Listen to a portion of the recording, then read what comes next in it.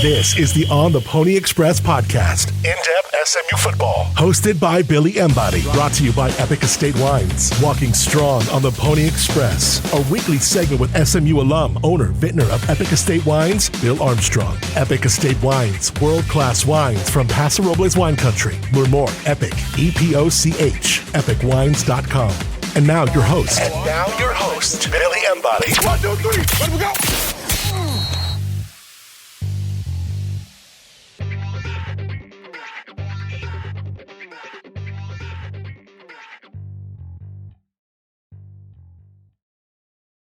What's up, ladies and gentlemen? Welcome to another Walking Strong podcast with Bill Armstrong and Billy Embody. I'm Tyler Levine, and good luck on this podcast. All right, go to class, buddy. Go to class.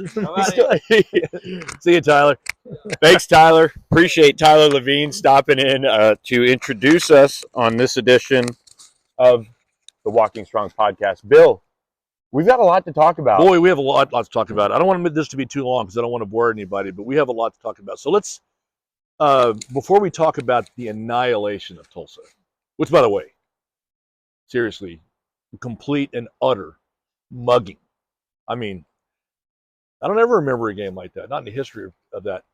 But we need to pick the wine for the week.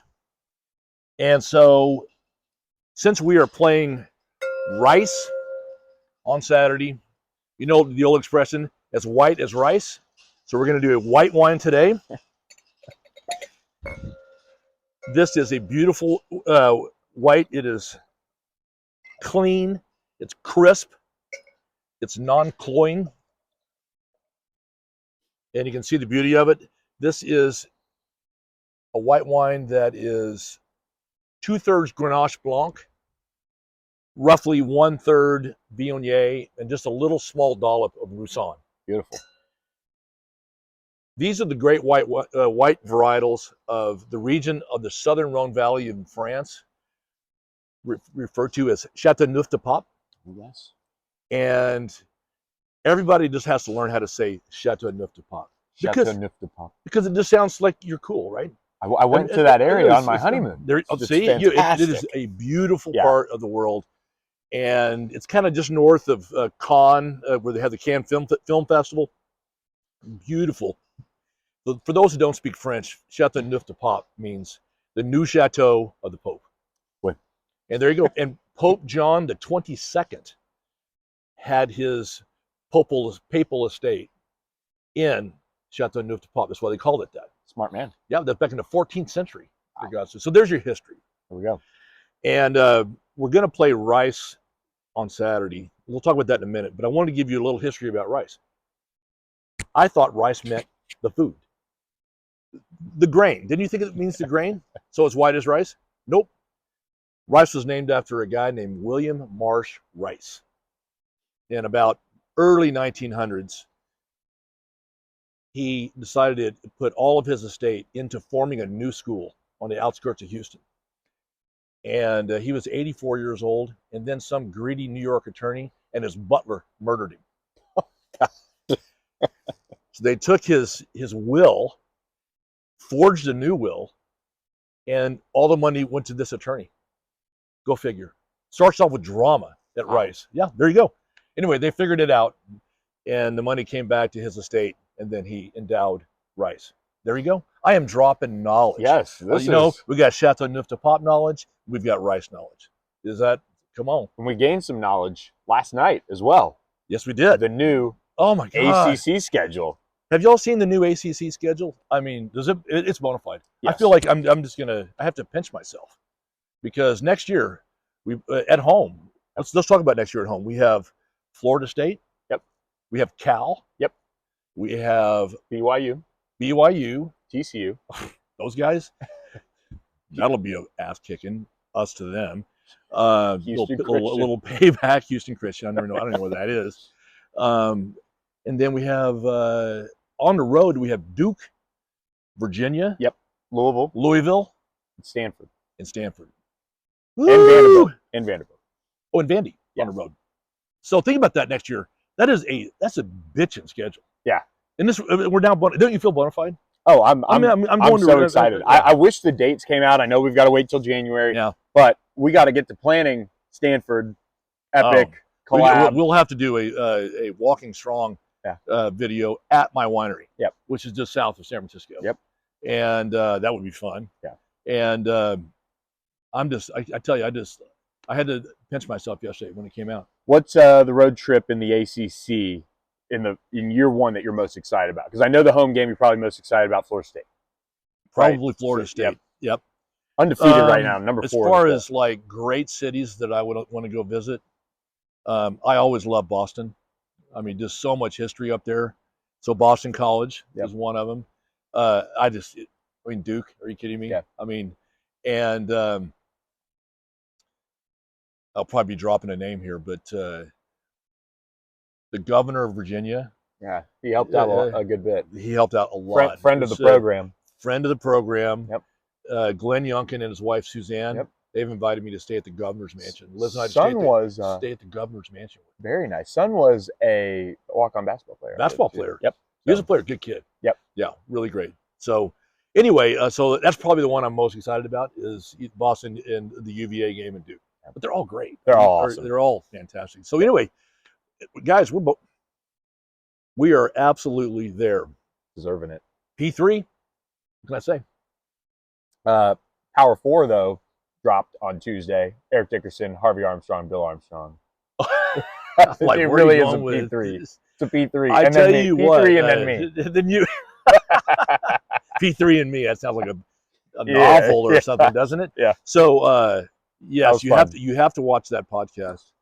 And Eric and Harvey were hilarious. Oh my gosh! I mean, we could have gone on for another. We could have gone for another hour and a half. It just went on and on. I finally had to cut it short. Yeah. Just because what we'll have to do is reserve it for another edition. Yep. And we'll dive into some. Does Eric just talk?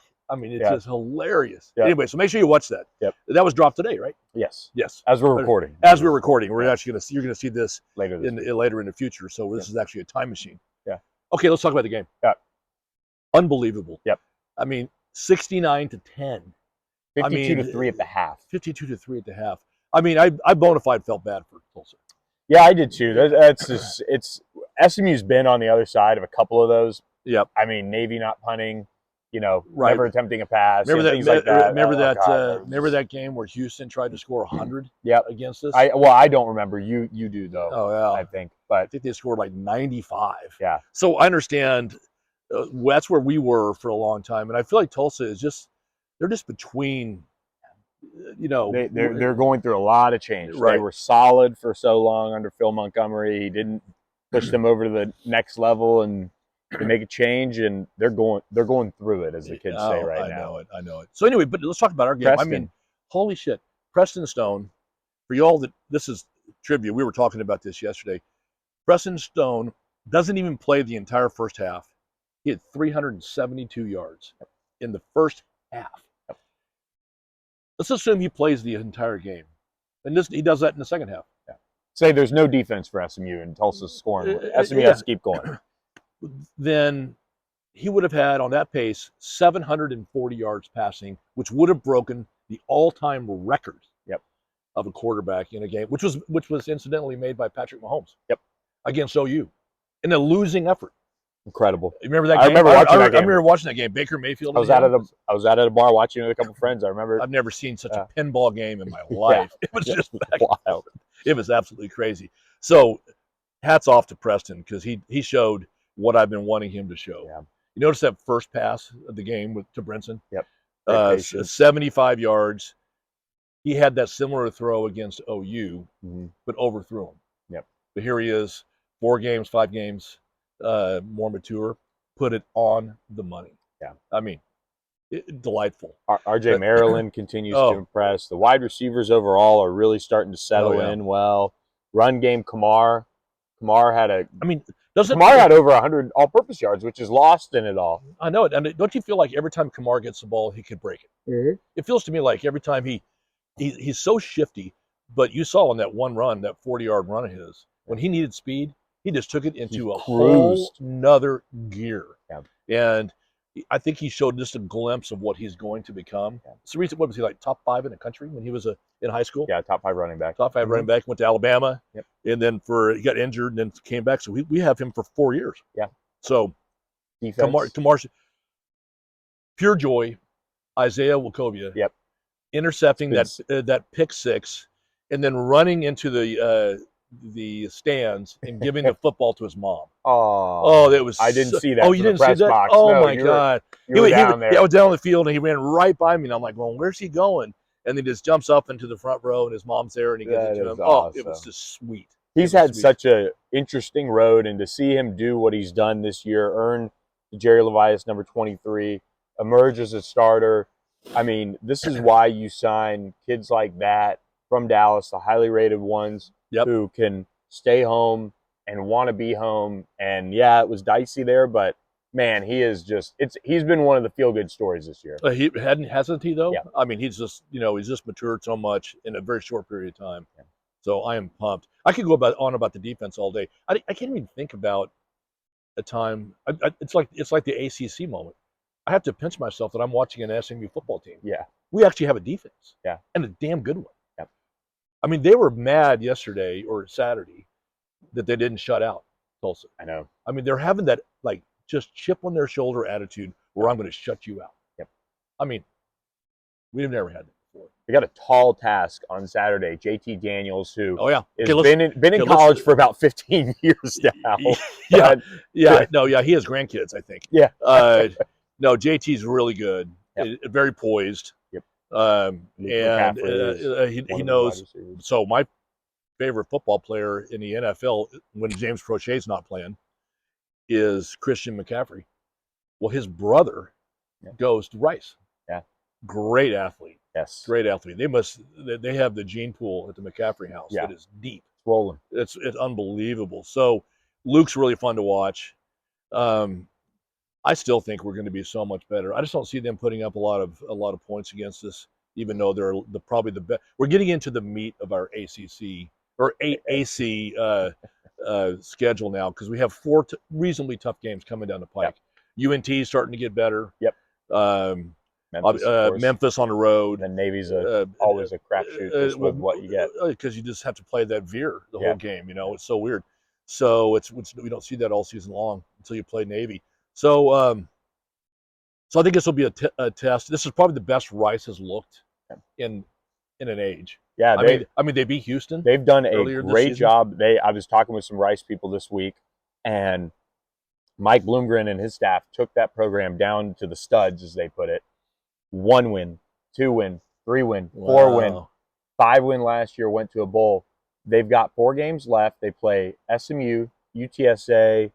And then I think FAU and Charlotte, they have a chance to get to 6 wins. It'd be the first time Rice would go back-to-back bowls in their entire history, from what I was told yesterday, if they can do it. Since the founder was found murdered by his butler. Yeah. The butler did it. Yeah. Maybe they're haunted. I don't know. By the way, Rice is a gorgeous school. If anybody who hasn't been there to see it. I mean, the campus is a little reminiscent of SMU. It's a different kind of architecture, but it's very well laid out, very symmetrical, and just kind of gorgeous. Kind of an island within Houston. It's really kind of a nice place. So I expect this. I'm gonna go big and predict that we win by 21 on the road. I'm at that point too, where this defense is so good. Yes, I have a lot of respect for what Rice has done offensively throughout the season, but I just don't think they're going to be able to play enough complementary football, and I think it gets away 18, 21 points. Is there a line yet on this? The line I saw was around 10 early this week. So kind of like East Carolina in terms of what the line started at. I haven't seen it move or whatever, but I mean, like Rice put it on Tulsa. Not as bad as we did, but they put it on Tulsa. They almost beat Tulane last week. They should have beat Tulane last week, and then they gave East Carolina a whipping. So they're solid. They're a solid team, and I like saying that because I like these non-state schools, these private non-state. That's why I wish Tulsa stays good or comes back. These non-state schools that are making an impact. I mean, and it's a great school. Let's face it. So I think that's it for me, baby. Yeah. You got anything else? No, that's it. What a fun little show. Great wine. It's a great one. And Saturday, bring home the deal. I won't be there on Saturday. I have to go pass out an award in Denver for a Wildcatter thing. Oh, weird. But, You're not getting one? I got it last year, so just saying. Anyway, it's I won't be there, so make sure you bring it home. Cool. Okay. Awesome. Thank you, Cheers, guys. Thanks for Cheers. listening to this edition of Walking Strong. Appreciate Tyler Levine for stopping in to introduce us. Catch you next week with another edition. Thanks for listening. Thanks for listening to the On the Pony Express podcast with Billy Embody. Follow us on your socials on X at SMU_on3 and on Instagram at On3SMU. And keep it locked to OnThePonyExpress.com for more coverage.